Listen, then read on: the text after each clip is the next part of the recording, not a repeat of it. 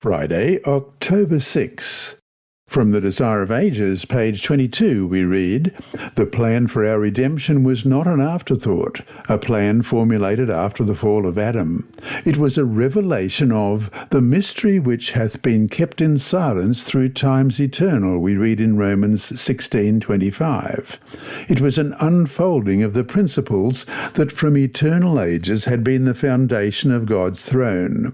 From the beginning, God and Christ knew of the apostasy of Satan and of the fall of man through the deceptive power of the apostate. God did not ordain that sin should exist, but he foresaw its existence and made provision to meet the terrible emergency. So great was his love for the world that he covenanted to give his only begotten Son, that whosoever believeth in him should not perish, but have everlasting life, as it says in John 3:16. End of quote. And then from the book The Acts of the Apostles, page 29, Christ did not tell his disciples that their work would be easy, but they would not be left to fight alone. He assured them that he would be with them, and that if they would go forth in faith, they should move under the shield of omnipotence. So long as they obeyed his word and worked in connection with him, they could not fail. "Go to all nations," he bade them. "Go to the farthest part of the habitable globe, and be assured that my presence will be with you, even there. Labour in faith and confidence, for the time will never come when I will forsake you. I will be with you always, helping you to perform your duty, guiding, comforting, sanctifying, sustaining you, giving you success in speaking words that shall draw the attention of others to heaven." End of quote. And that brings us to our discussion questions for this week. 1. Think about what it means that God's first words to fallen humanity were not, "What have you done?" or "Why have you disobeyed me?" Instead, the first words were, "Where are you?" What comfort should this truth give us regarding God's intention for us and our loved ones?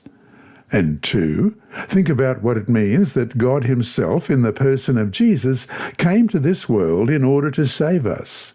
Christ on the cross was the ultimate manifestation of God as a God of mission. What does this tell us about his character? And 3, the mission belongs to God. Therefore, he will equip and empower people for the task. In light of this reality, when you look at the challenges of worldwide evangelism, how can you deal with feelings and attitudes of inadequacy or fear? Two Boys, Two Prayers, Part 1 by Andrew McChesney. Father was excited when he saw a new sign reading Adventist Maranatha School on a street in Conakry, capital of the West African country of Guinea. He wanted his two sons to go to a Christian school, and this might be their chance. He never dreamed that the school would change his life. Father entered the fenced compound of the newly opened school and found a teacher. "Is this a Christian school?" he asked. "Yes," she replied. "This is a Seventh-day Adventist school."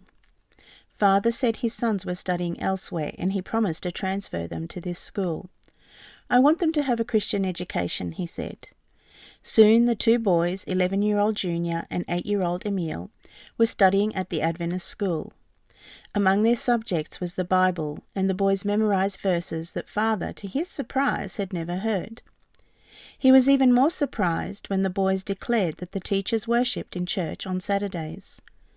The boys asked if they could go to a Saturday program in a church located on the same compound as the school.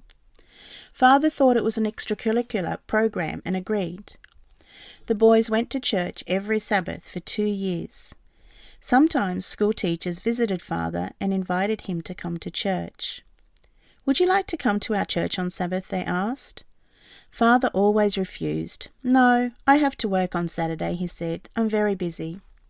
One Sabbath, the church pastor Matthew told the church members, "Today we will visit the father of Junior and Emile."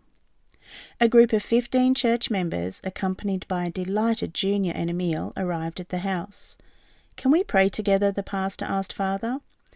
When Father agreed, the pastor asked if he had any requests. He did. Months earlier, Father, who led a non-governmental organisation, had applied to a Guinean government ministry for a grant, and he was still waiting for a response. The pastor prayed about the grant. 3 days later, on Tuesday, the ministry responded. The grant was approved. Father immediately went to the school and told the teachers about the remarkable answer to prayer. He thanked God for the grant, but the answer to prayer did not convince him to go to church on Sabbath. Thank you for your 13th Sabbath offering 3 years ago that helped the Adventist Maranatha School expand in Conakry, Guinea, to the West Central African Division. Your 13th Sabbath offering this quarter will again help spread the gospel in the West Central African Division. Read the story's conclusion in next week. This lesson was read by Dr. Percy Harrold for Christian Services for the Blind. Sponsored by the Sabbath School Department and distributed through Hope Channel Australia, this podcast is also redistributed by Hope Channel Germany, Christian Record Services for the Blind. It is also available on SoundCloud and through multiple podcast distributors, including Apple iTunes. And you can listen and watch at the same time on YouTube. Remember, God is always faithful.